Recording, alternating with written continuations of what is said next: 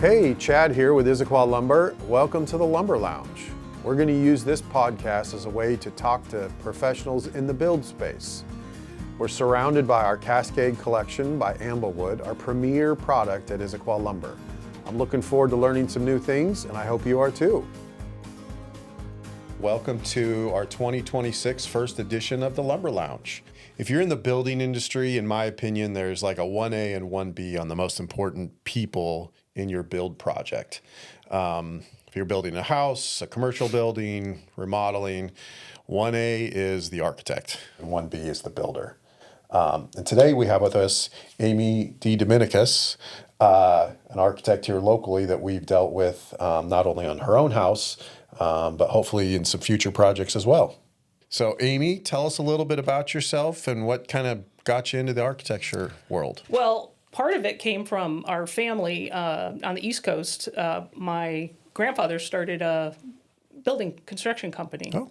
So he came over from Italy, couldn't speak a lick of English, had a bunch of kids, and so the boys took over when he was there. So he started this company called Modern Homes. They weren't very modern. They were good houses, but not modern, in my sense of the term modern. And my dad ran the furniture portion, so they were kind of a build your house, fill your house Like a company. one-stop shop. Yeah. Kinda. So Okay. I'd always been interested in the construction side of things. And I got talked out of it by my high school counselor. So I went into biology and sociology for my undergraduate. And then after I did that, I'm like, I still want to be an architect. And so how can I do this? So I went to Harvard for a summer program called Career Discovery, and they basically threw you into an architecture program. And it was either kind of, sink or swim. And so I swam pretty well. So I kept swimming. So you started on the East Coast. I started on the East Coast, went to graduate school in North Carolina, NC State. Okay. Was there in the program that I had to pick up because I didn't have an undergraduate in architecture was It's a master's accelerated plan. So you only take basically the architecture courses that you need because you already had all the undergraduate prep for it. Got it. So after 3.5 years and 3 months in Scotland, graduated and then moved out here. So did a job bring you out here? Or My partner brought me out here for her job. There you go. So it is what it is. I ended up with Miller Hull after that, and I couldn't complain. So tell us about your time at Miller Hull, because just in my little bit of research, like they're a little bit bigger firm. Yeah, well, not when I was there. Okay. I was employee number 15. Okay. And now they're, I think, at 75, 80. Yeah, I think I counted like 85 people between two branches. They kind of started off in, mostly residential, small, light commercial. And now they're huge. They're doing all kinds of projects all over. I still have a very good relationship with them. I get what I call the Miller Hull table scraps every once in a while. There you go. Too small for them, but they know who to call. So what was your role there? What did you do for them? I left there as an associate. I was on my way to being, in the upper echelon. Had a couple of kids. As Lived one in does. Puyallup. Okay. It was a bad commute. So basically in January of 2004, I gave them 6 months notice, got my projects all taken care of to get somebody to pick up where I left off, and decided that if I couldn't work for them, I was going to, what better could be to try to work for yourself. Yeah. And at that point, we had, several major awards, and I thought, I'm going to go down to Tacoma, and I'm going to just have them knocking on my door. People are going to know who I am. The South Sound is a little bit different than the kind of Seattle area proper, so there's kind of a little different mindset down there. So I still did, commercial and residential projects, and I like the balance. So So were you just working out of your house? Did you start I actually share, I started out of my house. Okay. And I realized that I was not getting very much done with two critters running around. Yeah. So at that point, we hired a part-time nanny. So at least I could get some work done. Right. I would be there during the day, and she'd come after her kids after school. And finally, we got to a point where the kids were big enough, and she could just pick them up after school. So I started, I bought a condo and used a condo for my office for quite some time. And now I share office with Ferguson Architects. I just have a desk in their office, so I still am involved there. I still, since COVID, I work from home because it's kind of nice. But, Yeah. There's a lot but I of still people. have that option of, going into the office and working there and having that camaraderie. One of the reasons why I left the condo was I really got tired of working by myself. So Right.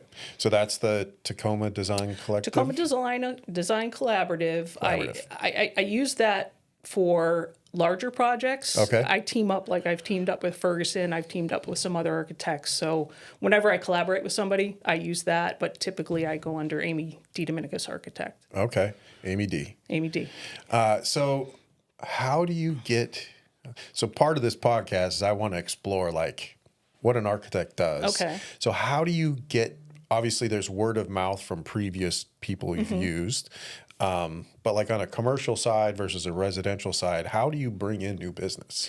I have to say it, most of mine is word of mouth. Okay. And I have very much repeat clients. Okay. I have several clients I've done, 5-6 jobs for commercially, even more than that. But usually the residential is more word of mouth. I'm still an old timer. I don't do Facebook. I don't do Instagram. Right. So somebody has to look up my website. But now you do podcasts. So Yeah, so now I'm going to be a superstar. that's right.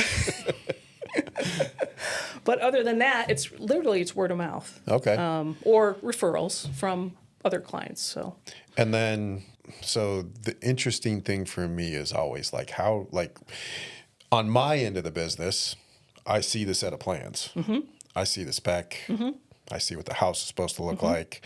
There's obviously some design intent that's put into that, whether from my point of view, the siding or the windows or the deck or basically the exterior, right? But if a customer comes to you or a potential client, how do you get from point A, like, hey, I want to build a house, to here, I've drawn something for you that I think reflects what you might want? I do a lot of listening up front. When I first start, I have like a questionnaire. It's a very standard questionnaire just to get an idea of what they're looking for. I've had people come into me with, I drew the set of plans and can you make this work?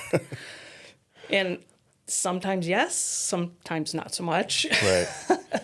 But, I like to have a meal with them. I like to sit and chat with them before I even put a pen to paper. I also start with, send me images of things that you're interested in. And that helps me decide if it's a good fit for me as well as with them. It's super important to have that fit with your client. If you don't click and you can't understand and communicate with each other, Right. it's a lost cause. Yeah. That's kind of my best suggestion is when I tell people, a lot of people, they want to just know how much it costs. And it's like, well, architecture is not just about how much it costs. Right. And I use, kind of the mindset is it's like, when you have an architect,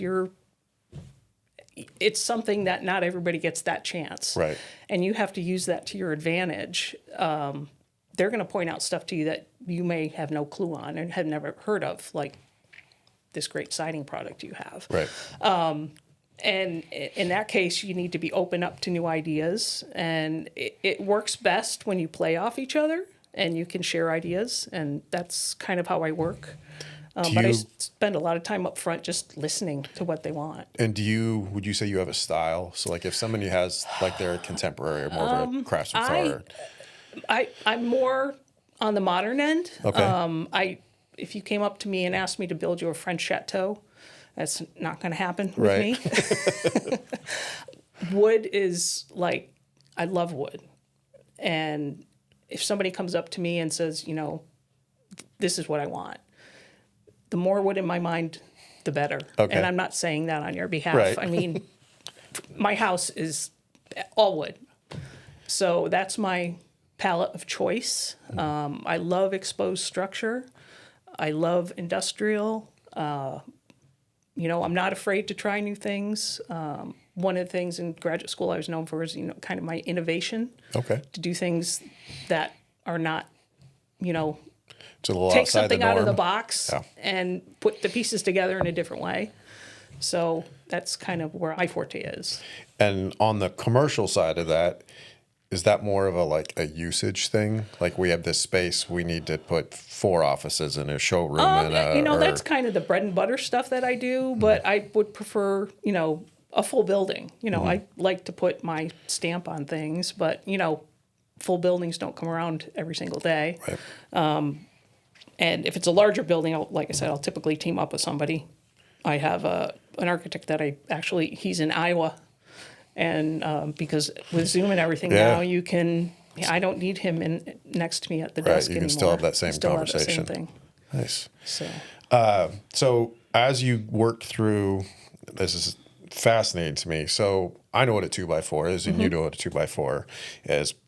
But when you work through the design phase, like there's obviously stuff we've used forever, but there's always new technologies coming into play, right?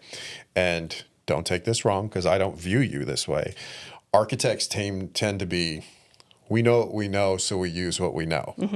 And builders are like the next step worse from that, right? Like we talk about the GRAD system. I say, the difficult thing with builders today is like you say, hey, you build this square. Yeah, I can build the square cheaper for you. No, we know how to build a square. We're fine. Then you convince them to use something new, and it makes it more efficient and less expensive for them. And they're like, this is great. And you go, hey, I have another product. It'll build a circle. No, we're good with the square. We don't want to move on from the square. Well, remember how I got you a more efficient square? Now you could have a circle as well. And just getting people to commit and try new things seems like it's always pulling teeth, right? Yeah, I would definitely agree with you on that. Bringing this product into the situation, I have it on my house. Not quite there, all the way there yet, but we're there. But you could see there was a bit of a fear factor. Yeah. It's what do I do with this thing? I had the same learning curve. I've never used the product. I had to learn how to detail it, how to waterproof it, right?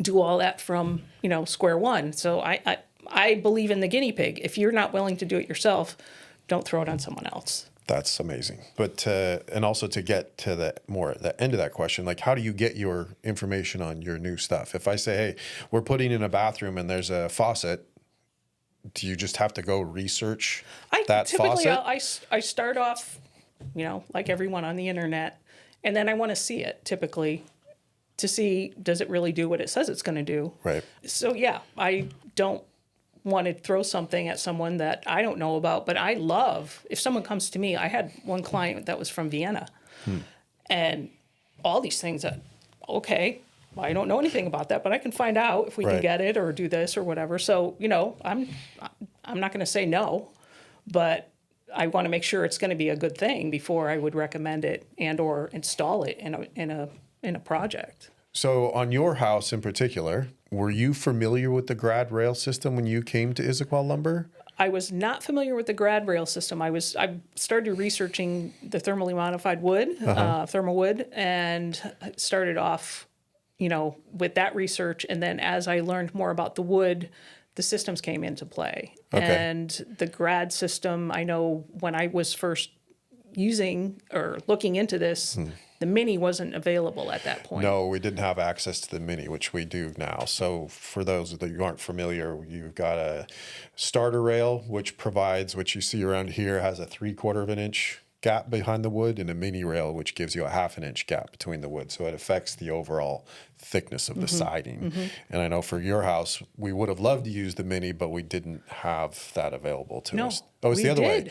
We got it midway through. Yeah, I was, I think, one of the first orders. Yeah, you were one of the first orders for us to be able to use that rail. Yeah. They're the same rails. They're just thinner. Yes. And technically, I know you sold me on it saying that it was nailable. Yes. My contractor chose to screw it. And I was the one that drilled this holes every 10 inches. 2,500 of them. Oh, fun stuff. I still have a bruise on my thumb. Still got a bruise on your thumb. Well, that's you can speak out of experience then with like. Yes. But it was a great system, and he would say that maybe it's not as quick as you would say it is, but once he got the hang of it, it went real quick. There's definitely a learning curve, and what I tell people is like, you're used to spending no time on your furring strip. You just slap them up. And then your carpenter has to come out and he has to spend all the time making sure all the boards stay level, they all stay plumb. If you're doing a fine line or a nickel gap or something, that the gaps all stay the same so that you don't get to the end of your wall doesn't start becoming a parallelogram or something like that. Definitely more time involved in the actual installation of the rails, because people are just used to taking a piece of furring and just nailing it up with a gun. And if you're in the area, that's fine, right? You don't have to be exact. But the actual installation of the wood, I think people lose track on how quickly that actually can go up. If you can just cut and snap, and then when you get around windows and things, leaving spots out where you actually need to spend some carpentry time. Yes. And the other thing that was amazing about the AUS is the length of it. Yes. There are no seams in the AUS. With some of the other systems, that was one of the selling points. I have no seams from 12 foot down to the other, and the waste is minimal on that. That is a huge portion of the industry that people don't understand, that hasn't been an issue in the past. Issaquah lumber was always known for, you come to me and you need 220 footers of 1/2x4 clear cedar tongue groove. It'll cost you a little bit extra, but I can make you 220 footers. If you go anywhere else, it's random length. We could only do that because we were producing the material. We're actually making the pattern for you. That specific length thing is just not, it's not available anymore. Not in clear, at least. Tight knot, yes. You can order tight knot however you want. If you want 8s, 10s, 12s, 14s, 16s, all the way up to 20 feet, not an issue. One of the benefits to these thermowood products is that we can still order those. Like in your case, you need all 10 footers and you need 200 of them, we could get you all 10 footers. If you came to me and said, hey, I want cedar clear, you're going to get 3s, 4s, 5s, 6s. You're going to get 1 foot multiples, and it's random length. It doesn't matter how much money you have. It's not I'll pay more. Well, great, but I still can't order it that way. I can only get random length material. And so that is one of the definite benefits that I think trying to get people to understand is, one, that the market's changed. So when you're doing a design, you have to understand that that's not a thing if you're going to use traditional building materials. But the new stuff, that is an option for you in a lot of cases. So limit waste, no seams. Those are always nice. So do you do continuing education all the time, stuff? yeah. All the time? All the time. Because you guys, I know architects have to have continuing credits, right? Yes. Is that, would you say, on a percentage of new stuff that gets brought to you, is that a big portion of it? I wish more new stuff would come out. It seems that some of the, I do the woodworks classes quite a bit. Okay. And have been down to the Portland and, the Seattle, they've been down there. But I wish there were more new things. I like to learn more about the new technologies, the new products. And some are great and some fizzle out. Right. And you have to you don't know if it's going to work until you try it. But there's also that fear factor of, what am I getting myself into? And is this going to be something that is either really good or maybe not so good? Right. So do you find that once you explore and come up with products that work for you, that tends to be part of your repertoire? And so I would say yes. I like to have what I would call a big box of product in my toolkit. Right. So I've got experience with tons of different products. And because I've done commercial and residential, they sometimes tail into each other. But it's, I'm not afraid to try something new, but I just want to make sure it works. Right. Do you find that your contractors that you work with are as open to that as you? Or is it more of we've spec'd this out on the project, and so this is what we're using? I find that they're going to try to, if they can talk you out of it, and they can do that for a good reason, I'm amenable to it. But don't talk me out of it because you don't want to try the new thing. And then that's my job. I have to talk about that circle that you talked about, right, to get them back into the groove. So, and it's don't knock it till you try it. Right. So just because you've never done it before doesn't mean it's not the right thing. It seems to be a constant battle for us. Yes, right. I'm sure. And even just getting into an architect's office to talk to them about products can be difficult, because usually, you speak better to this than me, like when you go to a medium to larger size firm, you've got the intern that handles the product catalog library, Exactly, right? yes. You're like, okay, here's my box with all my samples, and I really need to talk to Bill over there, but I appreciate you seeing me, and you just put this on the shelf and hope that somebody looks at it at some point. So it's, from our end of it, can be pretty frustrating getting in. Yeah, So, and they do have that, what I call the gatekeeper. yes. And there's usually that person that is that coordinator. And, you know, if you have you have to sometimes almost just show up at the door with lunch. Yeah. Lunch is a big thing. Yes, it is. It's a requirement these days. So It is. Yeah. I'm here with 12 pizzas. Does anybody want to talk? Yeah. So, but sometimes you just have to, if you can get someone that is interested in the product and say, hey, it would be really helpful if I could turn the rest of your staff onto this. Because Right. I know how hard it is to get in the door. I was that person that coordinated those. You were the gatekeeper for a while? For a while. So I totally understand on what you're saying. And for products like what you carry, though, you shouldn't have any trouble getting your foot in the door. You would think. You would think. I think. I'll make some calls for you. Thank you. Where we see it is the architect and the homeowner tend to be more receptive to it. Because it kind of sells itself. It's beautiful. It's easy to use. We produce a quality product. It meets the aesthetic you're looking for. It's got the performance capabilities. But then you go back to the builder, and the builder's like, I've never done it before. And so our response to that is, we're going to charge you extra. Well, now you're making a product that is actually less expensive. You're making it more expensive to try and skew the client away from using something that, like, everybody's got on board with. We just need you to try it.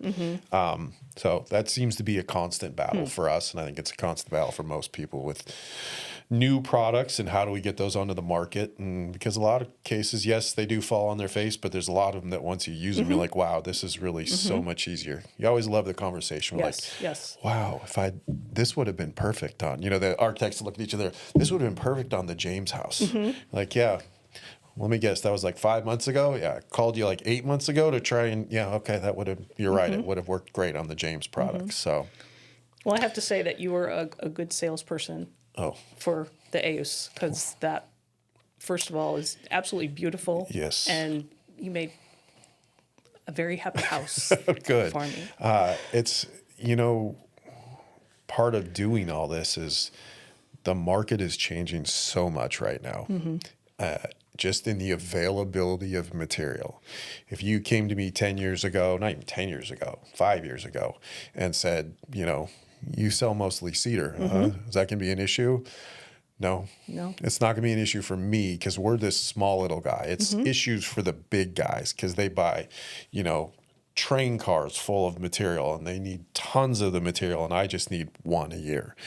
And in the last 5-6 years, like, the market's just changed, and the quality of the fiber. And so having these products come out, that they tend to get a bad name because they're from Europe.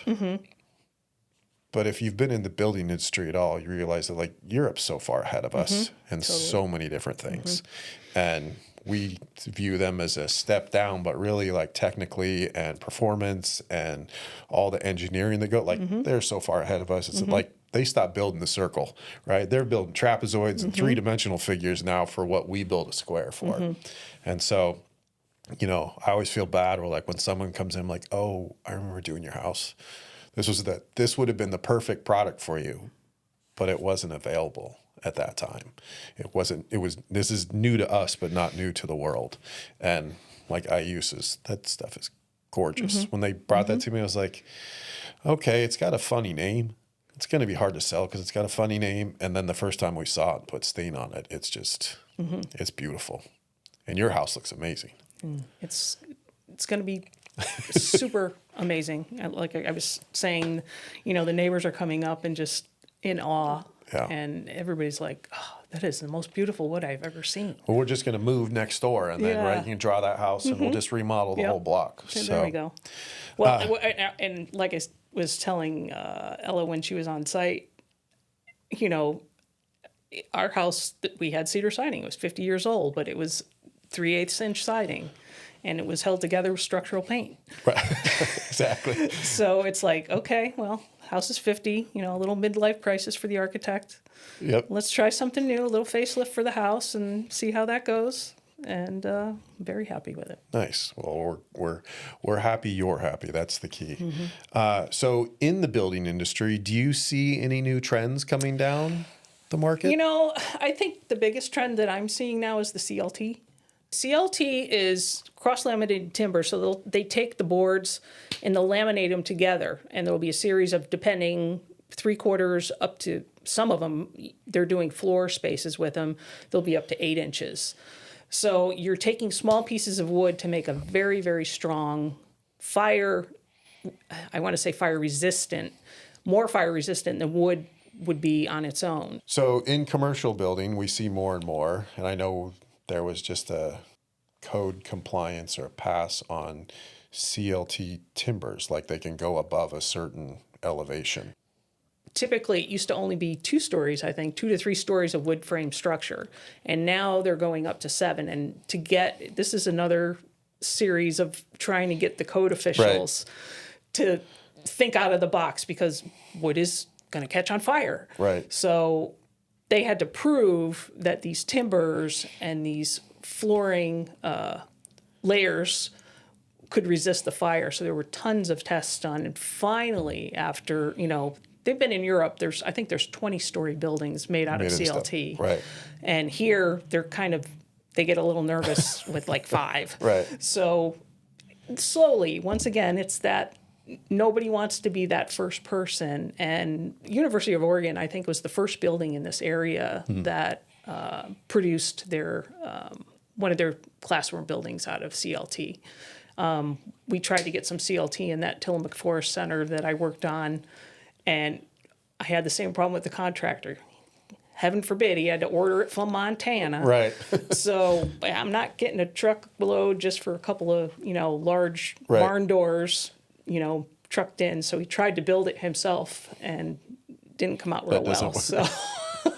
Is the resistance because they're concerned about the structural stability, or just literally the fire? The fire. Well, I guess I should say that's both. Right. Because the fire, once it eats into the wood, the char on the wood creates the fireproofing. Right, it protects it. So it protects it after, I don't know, 3/4 of an inch to an inch. It's been a while since I've been to the CLT learning sessions or whatever. But they had to prove it. They had to light the building on fire and test it and see how that was. I've seen a little video where they do 2 little houses side by side, and one's got like an I-beam and the other one's got a timber in it.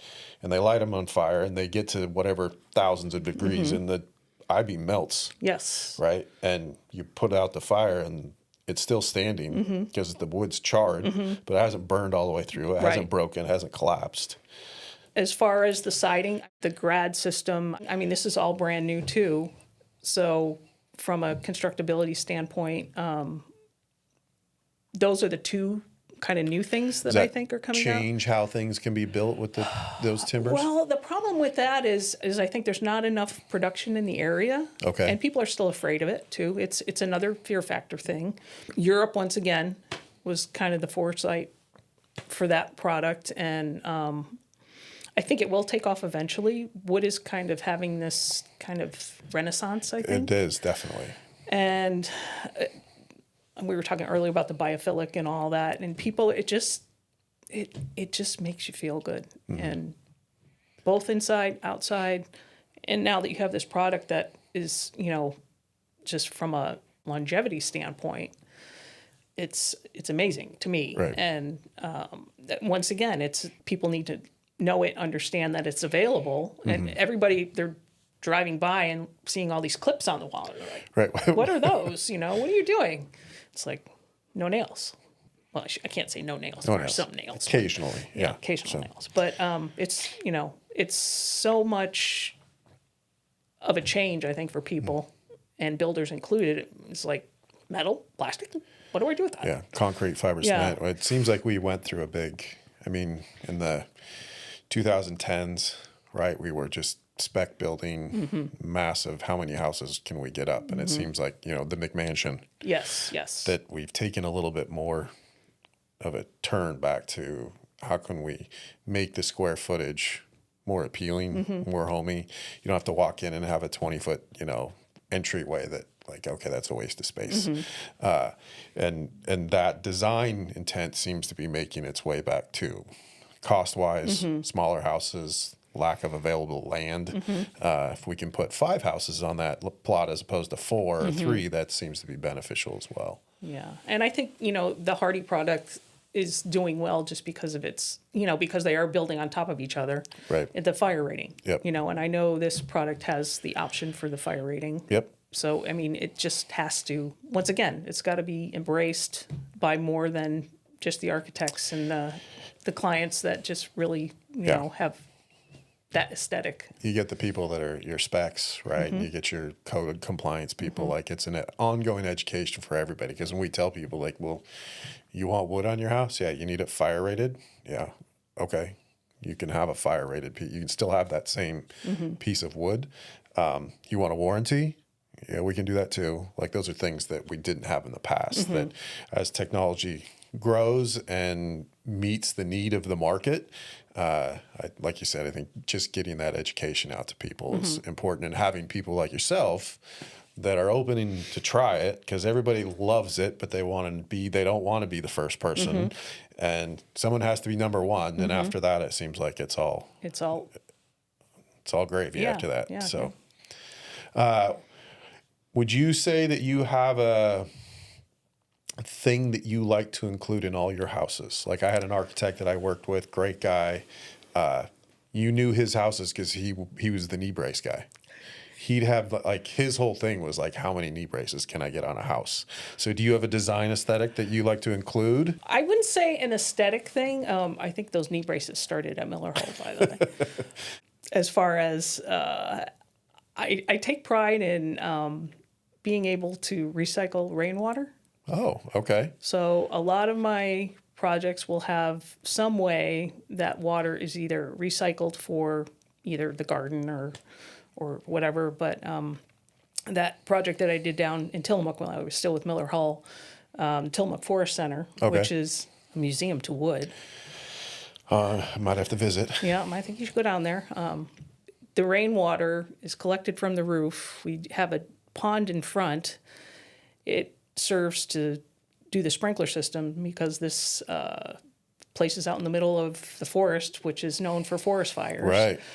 So not only do they use that for the sprinkler system, but when they do have the forest fires, they will recharge that pond with, it's a small pond, it's not a huge pond, and it's right on the Wilson River, but they can come and recharge the fire trucks. Oh, right out of the pond. Right out of the pond. Okay. So it serves many purposes. So the rainwater is collected, it's recycled in the pond, flushes the toilets, so it's all reclaimed water. Most of the time when I do the house projects, it's more just for garden watering or things like that. But I try to make a feature out of it. Okay. And depending on the house, it may or may not work. But if I can do that, that's kind of my little... That's your little stamp? Stamp.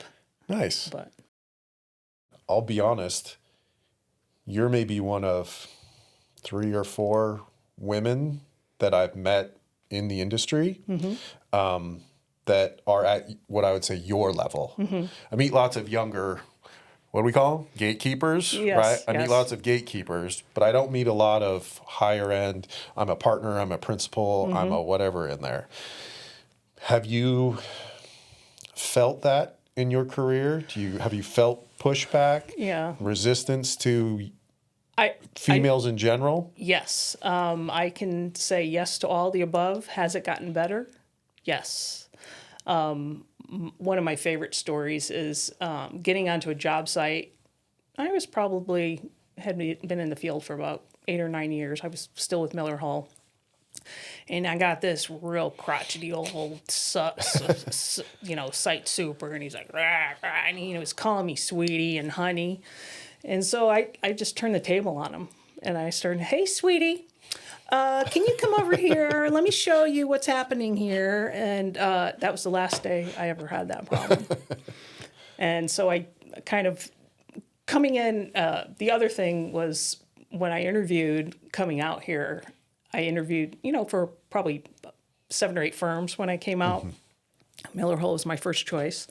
But every single firm that I interviewed in Tacoma, I don't think there was one woman even in the office, and except for the secretary. You were going to be the first. I was going to be the first. And she came over. The only women were there were the people to bring the coffee. Right.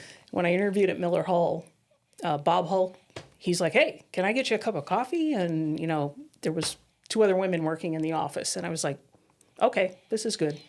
So right off the bat, I knew that was going to be a good fit. So do you see that as a growing profession for women? I think so. That women are interested. The hardest part, I think, that you find is kids.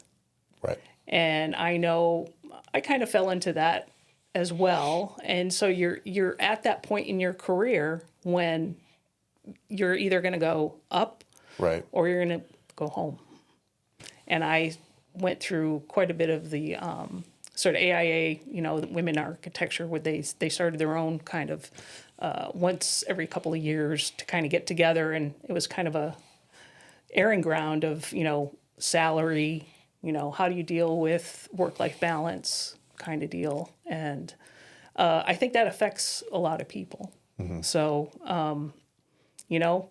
but then I also know that one of the partners at Miller Hull that's still there, she's now she came up the same time I did. She kept going, and her husband was the house husband. Yeah. And he was an architect too. There you go.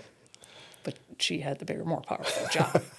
So anyhow, that's kind of the way how it goes. Good. But it's getting better. That's good.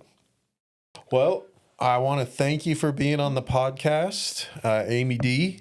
If someone wanted to reach out, make contact with you, talk to you, maybe hire you for a job or present that'd be great. How would they get in touch with you? So typically you can go through my website, amydedominicisarchitect.com. Okay, so you're gonna have to spell that one. Oh, okay. Or you can just actually the easier one. It'll be on the tag below you. So you're saying. Or Tacoma Design Collaborative. You can get to me via either way. They both tie into each other. Okay.